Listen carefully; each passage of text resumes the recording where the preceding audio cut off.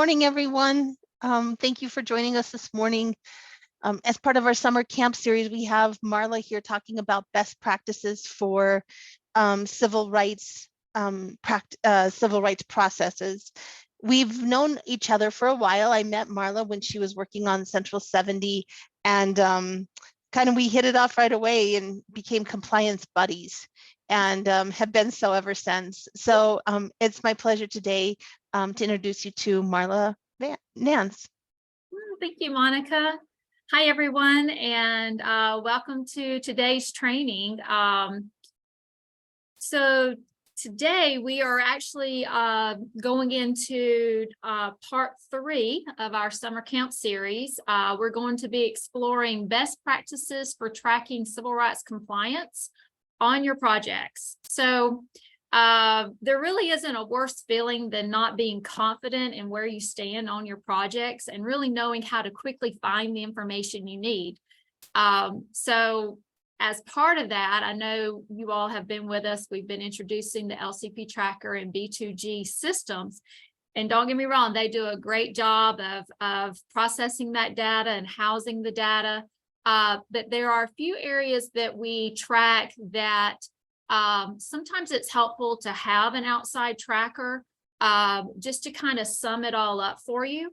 But I do want to reiterate that what we're going to go over today are best practices only. They are not required. And so Chessie did send out some of the checklist and trackers. One of them was a live Excel that we're going to be going over in depth today. So those are all there for you to use as you like. Again, they are not required. These are only best practices, some little tips and tricks that we figured out as compliance specialists. Just really helps us kind of tie that red ribbon around our projects and feel confident about where we are, okay? Now, if you joined us from our previous training where we introduced LCP Tracker and B2G now, you might remember this slide. So I just want to revisit this slide and remind everyone what the compliance areas are that each of those systems support. The LCP Tracker monitors and tracks Davis-Bacon related acts, that's the certified payroll reporting, on-the-job training, as well as equal employment opportunity. And then B2G now monitors and tracks subcontractor and supplier requirements and approvals, the DBE program and reporting, and then also prompt payment. Okay, so just a little reminder there. Now, at MTN Resources, that's my company, we specialize in monitoring civil rights requirements on federally funded transportation projects. So we have a staff of 36 compliance specialists, and that's all we do is monitor civil rights compliance requirements. And it's my job as the owner to make sure that we have QA, QC processes in place to ensure that our team is successful in what we do and to make sure that our clients are successful. And again, there's just nothing worse than not knowing where you are with a project. And that can be challenging with all the various submittals that are involved with civil rights compliance. As you all know from attending these trainings, there's a variety of different frequencies in which submittals are due, which then that in turn drives, when we as the compliance specialists are monitoring those requirements. So at MTN Resources, we operate off the philosophy of touch it once. And what that means is that once we receive a submittal, then we summarize the pertinent data into our trackers and we file it away.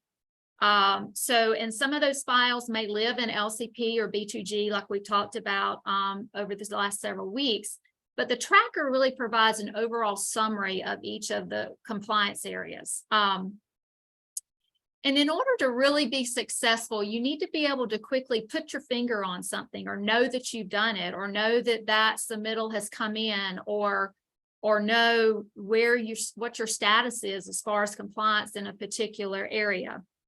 And that can be really challenging with all these different files. And it can also be challenging if compliance isn't the only thing you do. A lot of you have multiple hats out at the local agencies. You may not get a lap project all the time. So you're not constantly on top of these requirements. So the more organized you can be and the more you can have little tools and checklists that prompt you to do something or prompt you that you're missing something, really the more successful you're going to be. And so we just want to share some of those tools of kind of how we do it today. And again, these are best practices. You don't have to use them. But I will say that over the 19 years that I've been doing this, I have found that this is really how to be most successful. And kind of a fail-proof system of monitoring your projects and knowing the next steps to take. I personally have found that those that were not as successful really did not utilize trackers. They viewed them as an extra step in the process, something else to fill out. And if you can ever get to a point in your mindset where your trackers are kind of your lifeline of what's going on with your project, you'll find that it's very helpful and very useful, and it'll really be your go-to.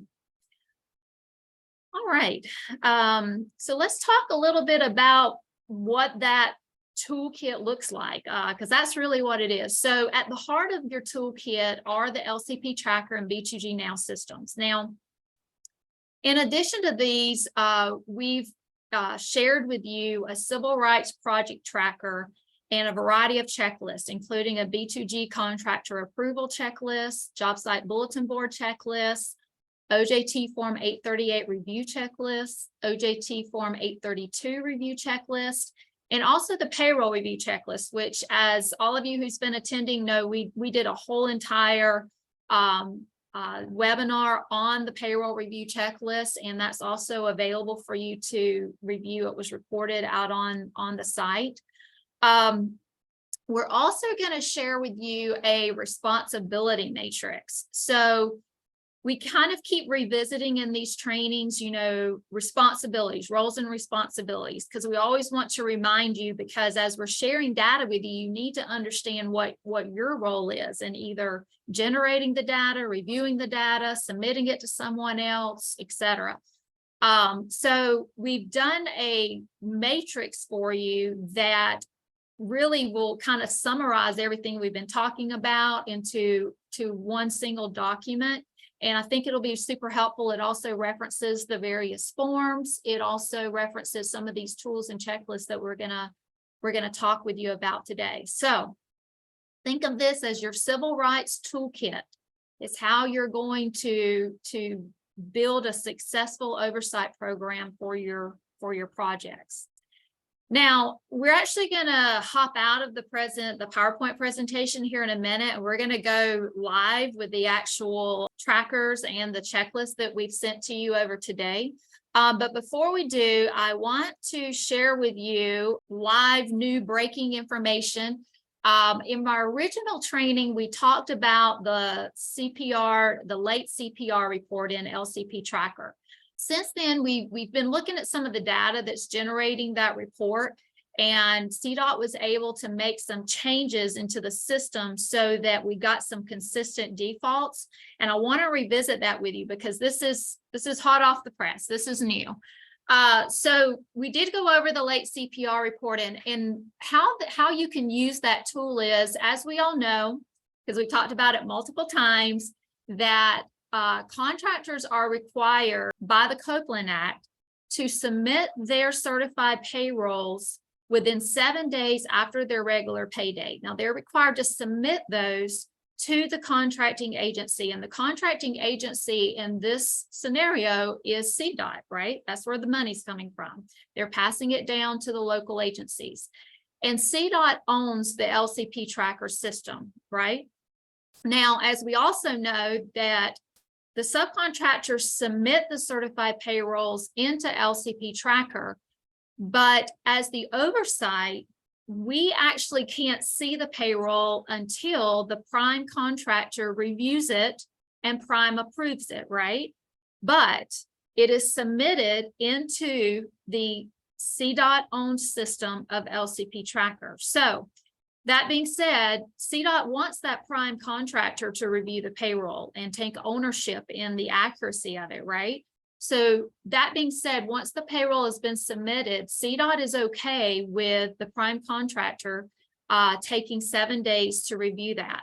But what we want to make sure of is we want to make sure that those subs are submitting it into the system, right? That they're getting it in there, that we're meeting the requirements of the Copeland Act. So what CDOT did is they worked with LCP Tracker to generate a default for that the payroll is due 14 days after the week ending. So when the subcontractor is approved in LCP Tracker, the region is actually going in and approving them in B2G, then setting them up in LCP Tracker, right? So all of that's done at the region level.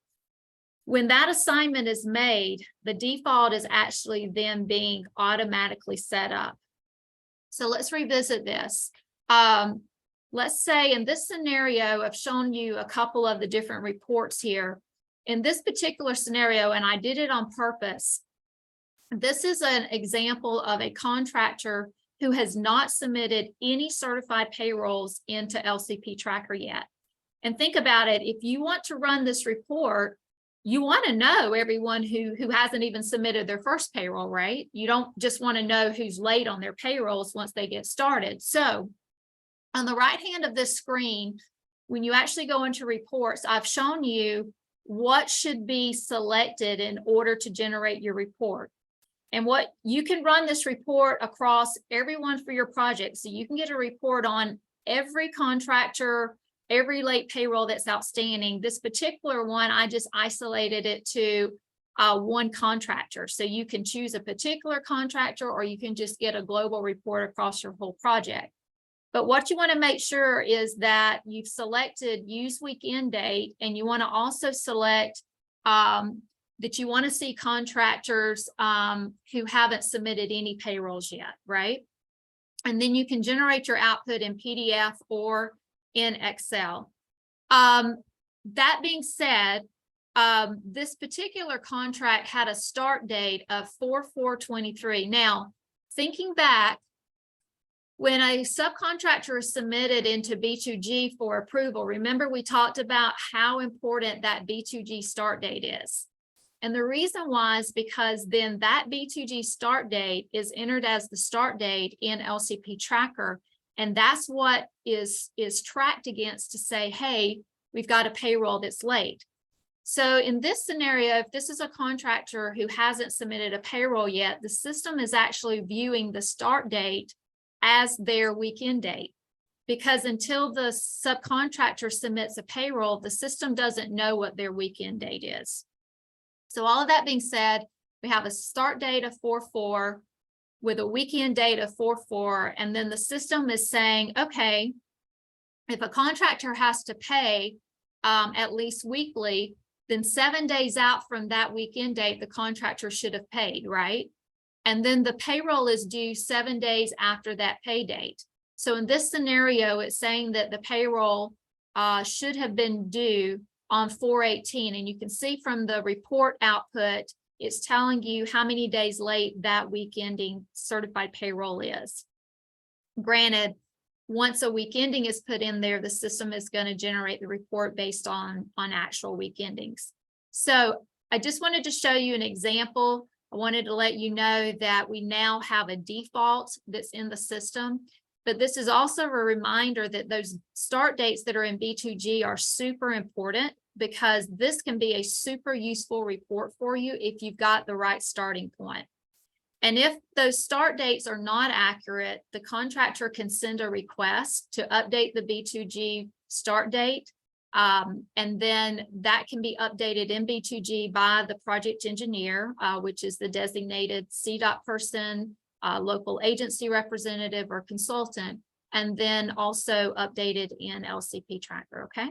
So keep that in mind. And now we are going to switch to a live demo.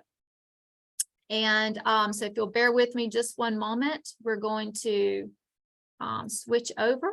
And The first thing I want to pull up for you is I want to take a look at that responsibility matrix, right? Because this really drives everything, knowing who does what in the systems. So this responsibilities matrix across the top here is broken down by the prime contractor, the project engineer, which reminder is the CDOT representative, a local agency or consultant, the region, and then headquarters civil rights office. And then on the left-hand side, we've broken the civil rights areas down into meetings, project EEO, subcontractors, on the job training, and also then we move into DBE, as well as prompt payment and wages. So it's just 3 pages here. For each compliance area, then we've listed the action within that compliance area, giving you a brief description of what it is that you're tracking here. What are you monitoring? Also, we've referenced the form or the system or the checklist. Now, we've referenced the CDOT form if it's applicable, but we've also put in red any of the additional trackers or checklists that have been set up or available to support that area. So for example, meetings, every project should have a pre-construction meeting. And it's really important that you're communicating, you at the local agencies, with your region about these pre-construction meetings, because it's important to have an EEO discussion at those pre-construction meetings to explain what the requirements are and really make sure that the prime and any subs that have attended fully understand those requirements so that everyone can be successful. It's also a great opportunity to talk about coordination if there's any question with the local agency as to what your role and responsibility is. So the region will attend those. They'll be happy to go over those EEO requirements for you. And then that's really the kickoff. The next part is attending those regular progress meetings. So the civil rights representative really should have a seat at the table of those progress meetings to talk about any issues that you have. Make sure everyone's aware of any submittals that are due, just to keep everything on track.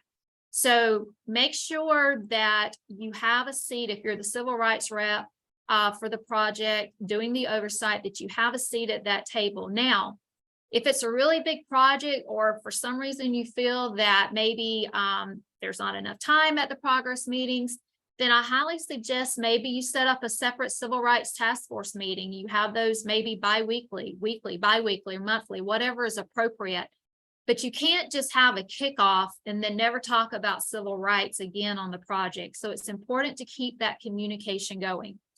You can see here, then we talk about the job site bulletin board. We're referencing the job site bulletin board checklist.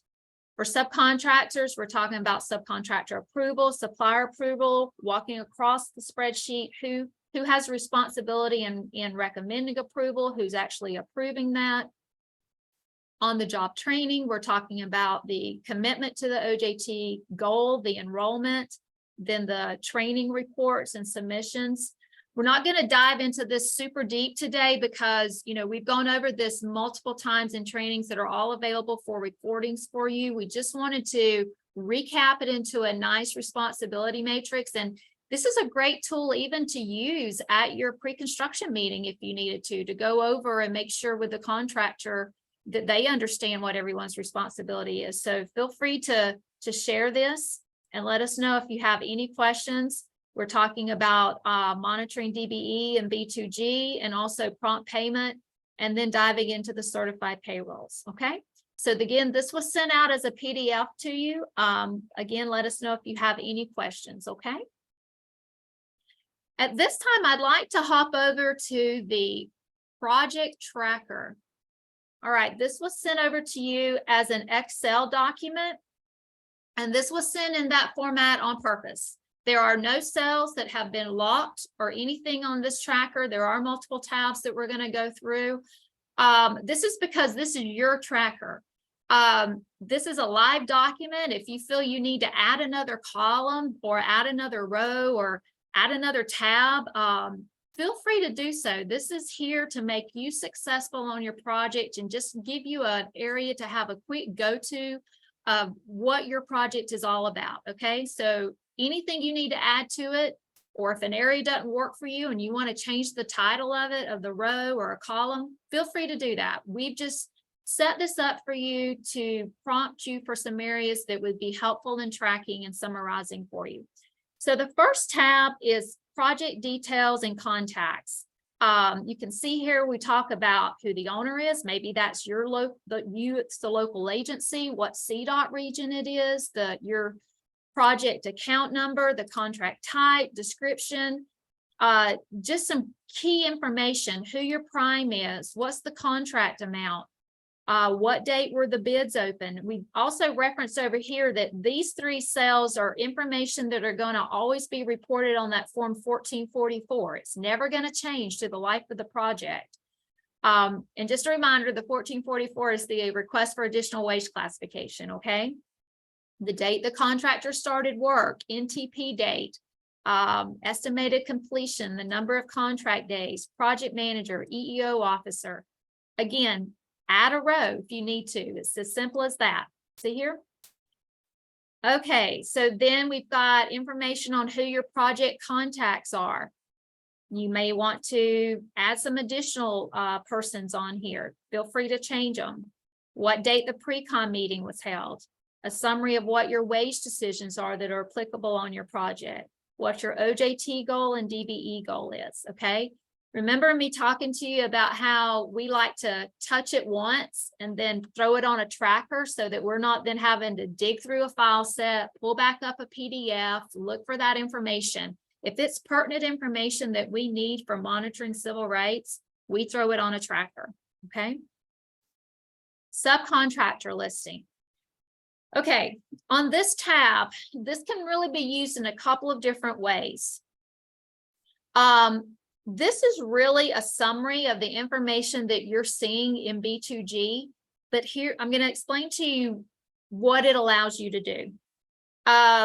This is a super useful tab for those at the region level who are actually doing the final approvals and having to add it to LCP Tracker. It's a great little tool to be able to say, yes, I did all these things. I added it in, uploaded the information I needed to LCP, etc. But it can also be used at the project level. Now, I personally like to load all of my contractors in here only because it gives me a quick way reference to their tiering. Not that you can't see that in B2G, you can, but I also can come up here and add a filter to all of my top header columns. And then I can filter for a particular contractor and see that line. Now, if you do that, I'm going to give you a real quick reminder that you want to then clear your filters if you're filtering. You don't then want to resort, things get out of order. But here's what it lets me do. You can also just load your DBE contractors in here, because while B2G does give you a percentage of where you are on your DBE goal, the one thing that B2G also does, it not only tracks race conscious, so those contractors that you've gotten a 14-15 for a commitment, it also tracks into achievement race neutral. And what's important to know about that is the 14-15s are what the contractor has committed to, that are showing how they're meeting the goal. If based on those commitments, the contractor changes a DBE or a DBE can no longer perform the work, remember we talked about the 14-20, because by regulation, the contractor has to communicate and request approval for any changes in committed DBEs. And that is actually what the contractor's commitment is, to achieve the DBE goal and what is listed in the utilization plan. They may have DBEs on the project that they haven't committed to, and that's race neutral. But at the end of the project, it may be that due to circumstances, if the contractor has not achieved all of their DBE goal, they may want to submit a 14-20 to request utilization of that race neutral. So the point here is it's very important, and there's columns on here to track not only race conscious participation to see how are they meeting the DBE goal and are they meeting what they committed to in the utilization plan, but also to track race neutral. And we've set this tracker up so that you can see what they're achieving both from a race conscious as well as race neutral compared to the DBE goal. Now, achievement, these are commitments. Achievement, though, is based on what's actually been paid. So we've set up a formula here, and this information on payments can all be pulled from your B2G reports, etc. And this is pulling over, comparing the 400,000 in this example as an achievement to the overall percentage of the project to see where they're landing against the particular 10% DBE goal that this project had. So this is definitely something you'll want to play with. If you have any questions, feel free to reach out to us. Again, you can utilize this tab for all of your subs, or you can utilize it only for your DBE subs. The goal here is that you are able to track achievement against the commitments and the utilization plan for race conscious as well as race neutral participation, okay? Now, this is a super important tab because remember we've talked a lot about LCP Tracker and how you can reject a payroll if the information is unclear or inaccurate or not in compliance. You'll want to reject the payroll, communicate with the contractor what the issue is, and give them a due date. So if any of you have rejected a payroll in LCP Tracker, you know that there's this little bitty pop-up that allows you to type in what the issue is. And it's a little bitty square you got to type into. What we found to be super helpful is to have a separate tab on our tracker for all of our non-compliance notices that we've issued. It lets us track it a little bit easier. It also lets us come over here and let's say we had this same issue. We could just actually come over, copy this information into the next cell, come in here and modify it for the particular new non-compliance notice that we have. And then if I wanted to, I can come in here and actually just copy this information and then paste it over into that pop-up blocker in LCP Tracker.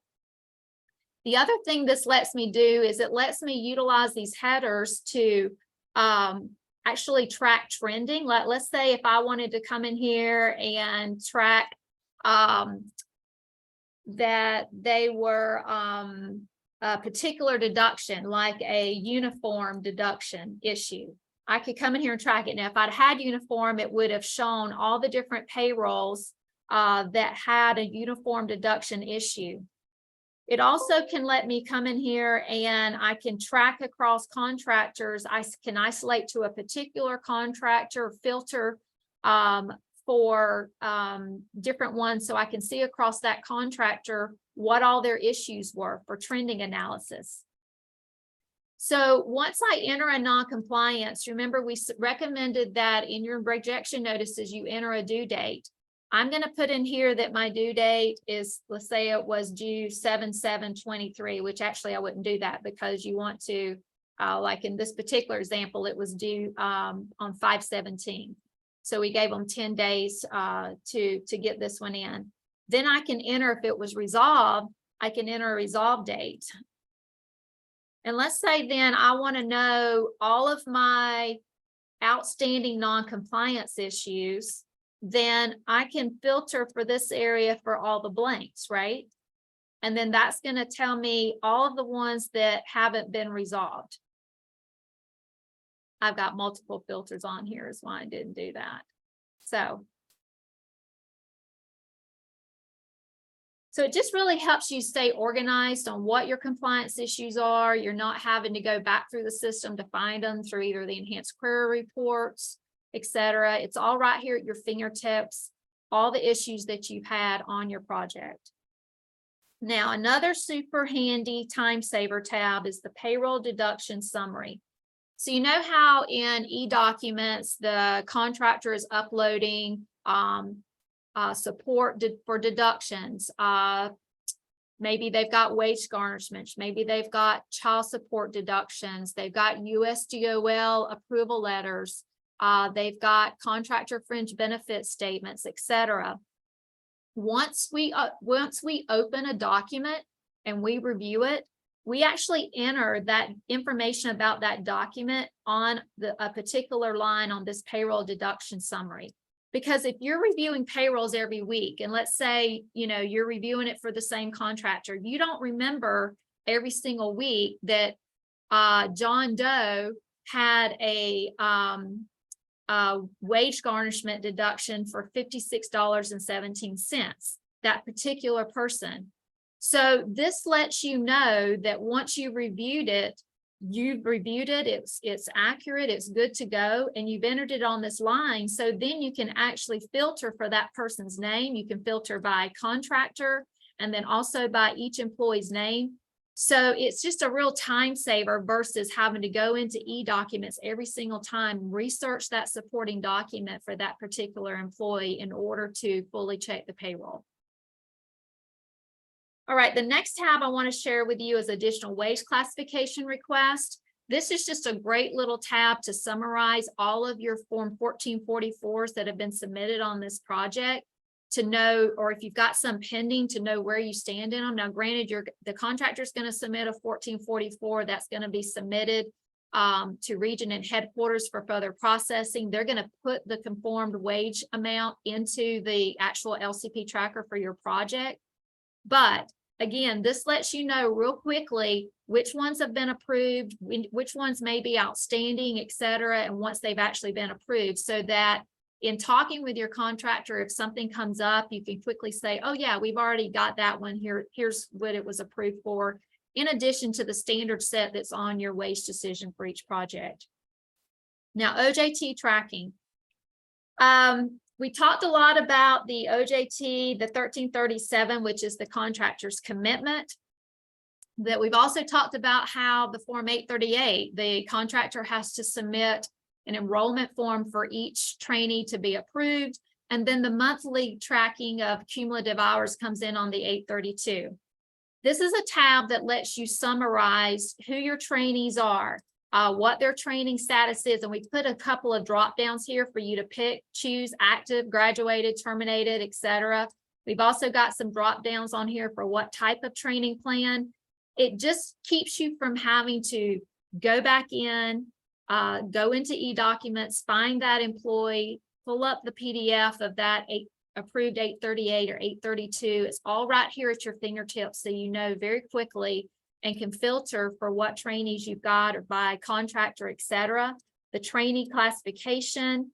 We've also got in here the training step, the classification that they were approved in, what wage rate they were being paid as communicated on the 838, the BATs, which is for the unions. And then this is a really important area. So as those 832s are coming in, we've got an area set up here so that you can actually load in how many training hours that trainee had for that month. And then these columns will accumulate those total training hours that then can be compared to the OJT goal to see where they are percentage-wise on achieving that goal. Because what's the point in having a goal if you're not tracking your documentation to know where they are in achieving it, right? So it's super important at the project level to know where you are on achievement of these goals, including the OJT. We've also given you a tab here to summarize the bulletin board inspections. We're going to share with you Jobsite bulletin board checklist. We've shared it in one of our other trainings, but this is just a great little summary to know when the last inspection was done. Did you have any issues? What were those issues? And then also, have you sent your inspection reports on to region? Just kind of a check off of each one of your steps. Also, we've got a tab for labor interviews, Form 280. This is where we enter the employee's name that was interviewed, the contractor, the date they were interviewed, just a brief description of the type of work, what was observed, the classification, what was on the payroll. We also load in the questions that they have answered in regards to the EEO questions.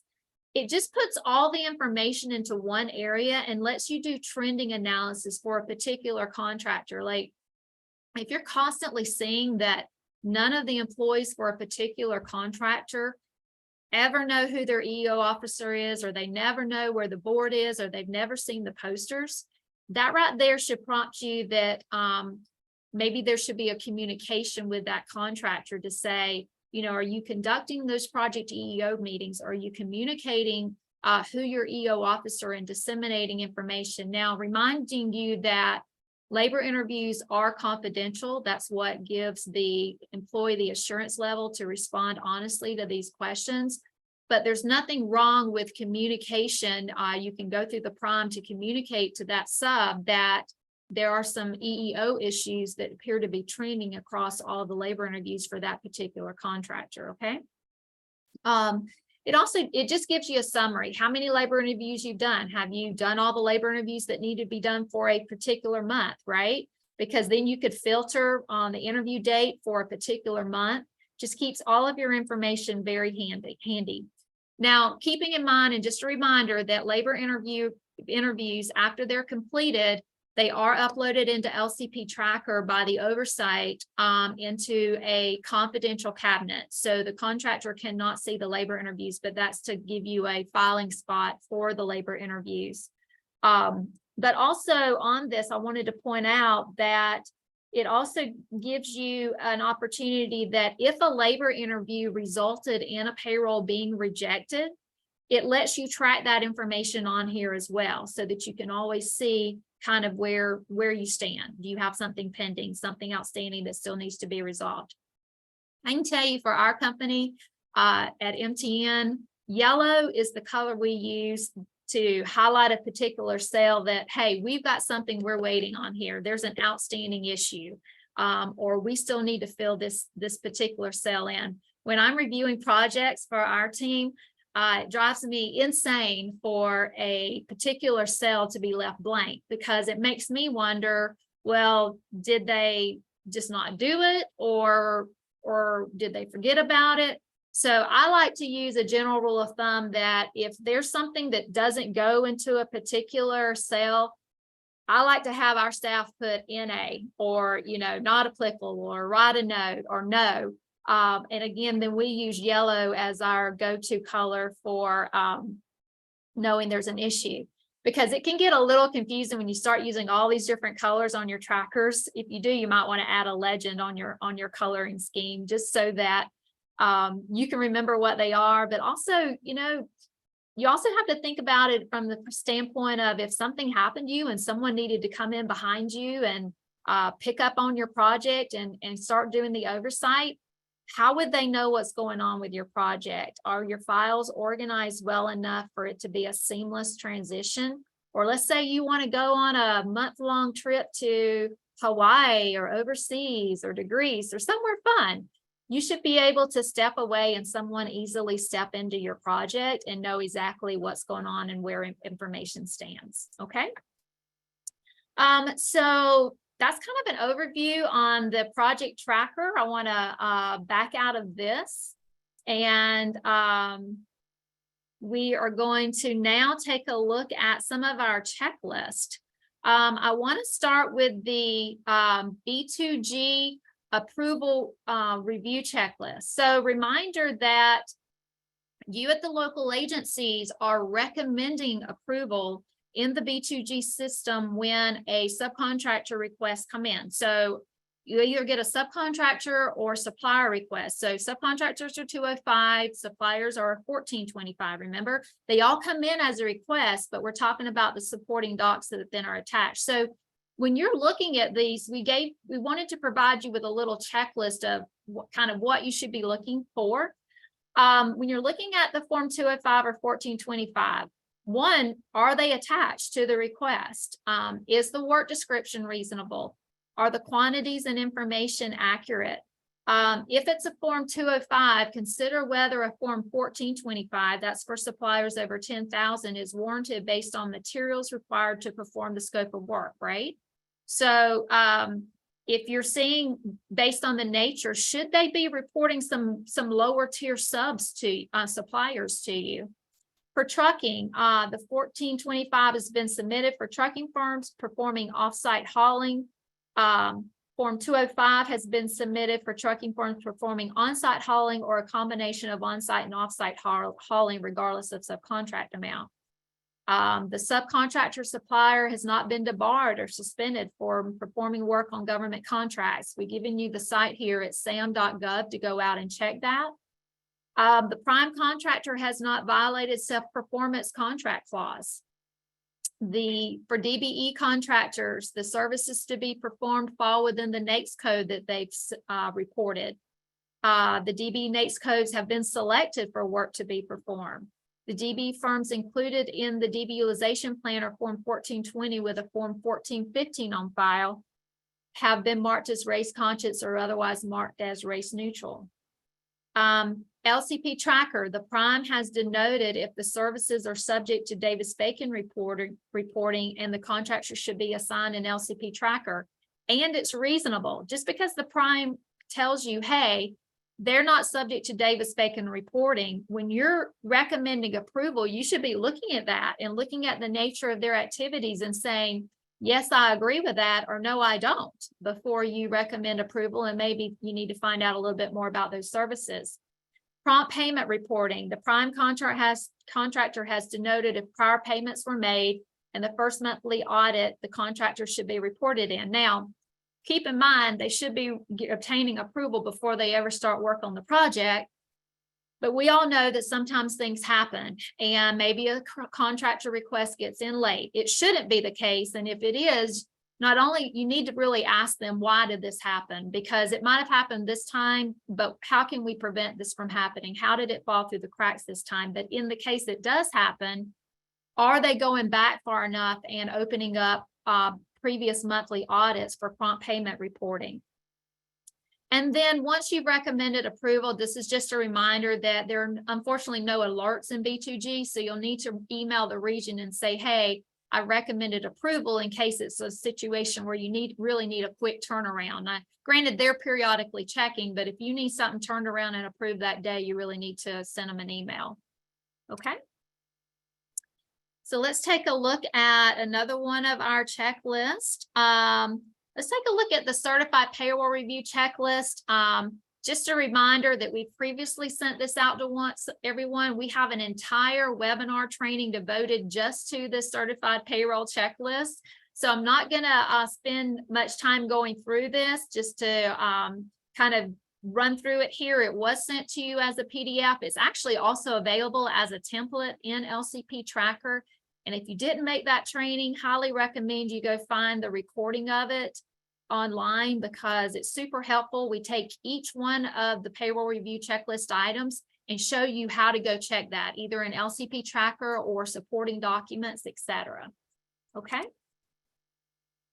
All right. The next one we're going to take a look at is the Jobsite Bulletin Board inspection checklist. Again, we sent this out in one of our previous trainings. This is so handy because it gives you an area to really document what you're seeing. And also, feel free to give this to your prime contractor. We want them to be successful. It's not a gotcha test. Like, we want them to get the right posters on the board because, again, the Jobsite Bulletin Board is a requirement by law, and it's providing valuable information to those workers that are on site. It's communicating the rights and responsibilities that they have on the project and letting them know what they should be being paid, what their rights are while they're actively working on that project. So feel free to share it with them. It gives a brief little picture of both of the English and Spanish versions of the form. It gives the most recent update. And then the really nice thing too is at the very bottom, it lets the reviewer actually document their review, okay, of the information that was on the board or indicate if there's an issue.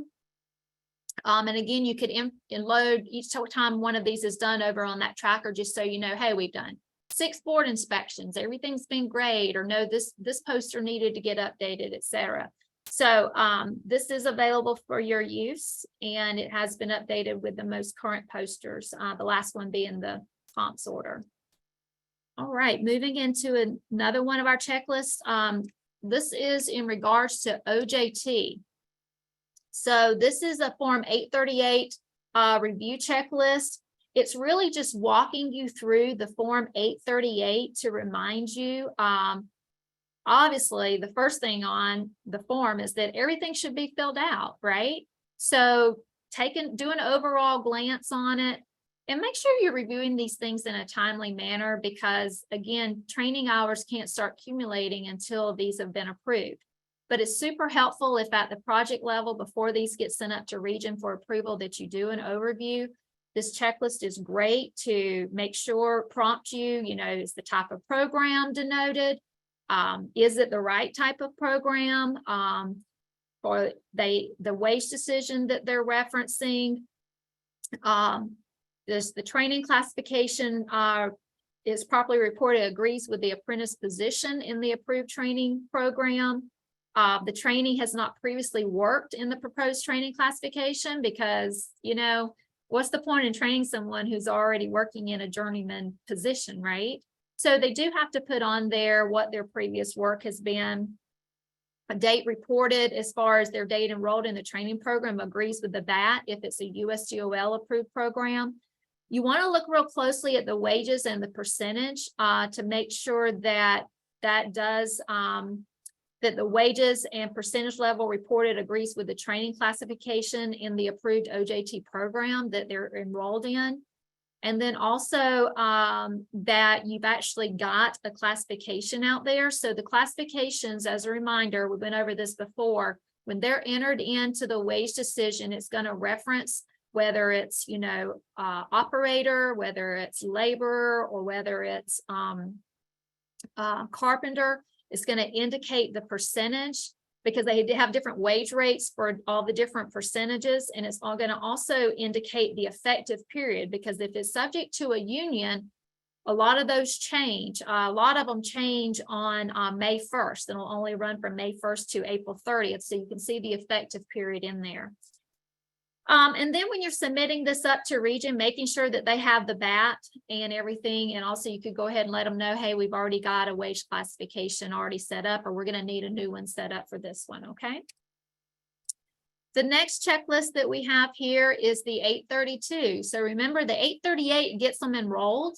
And then on a monthly basis, they're submitting the 832 to say, hey, this is all the training that occurred. And then on those 832s, you want to check that back to the LCP tracker reports. We talked about the OJT demographics report against the hours worked in that particular training classification. Just a friendly reminder that training might work in a training classification, but also in a different journeyman position. When you run that report, it's going to pull everything, all classifications and hours that trainee reported in. They can only report for training the hours in the specified training classification, okay?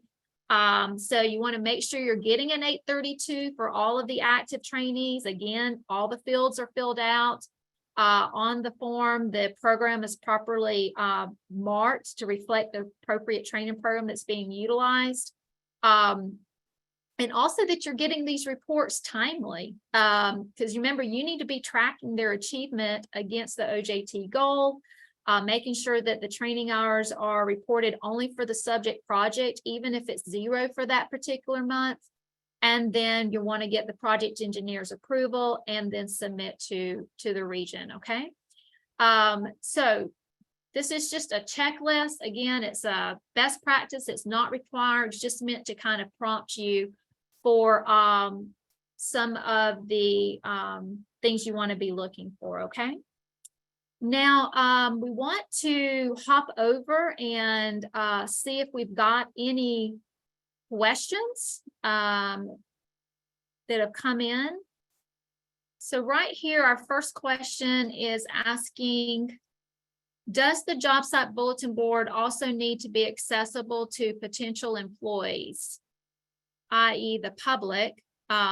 Yes, the job site bulletin board does need to be accessible to the general public. So not only is it providing information to those workers that are working on the project, But it also has to be accessible to the general public because it provides information to any potential employees who may want to apply for an opportunity to work on that project. And it lets them know what their pay would be for the different skill positions, and also what their rights would be on the project, and what the responsibilities of that employer would be. So the Jobsite bulletin board has to be installed and displayed within the project limits, but also such that it's accessible to the general public. Okay. Thank you for joining us today.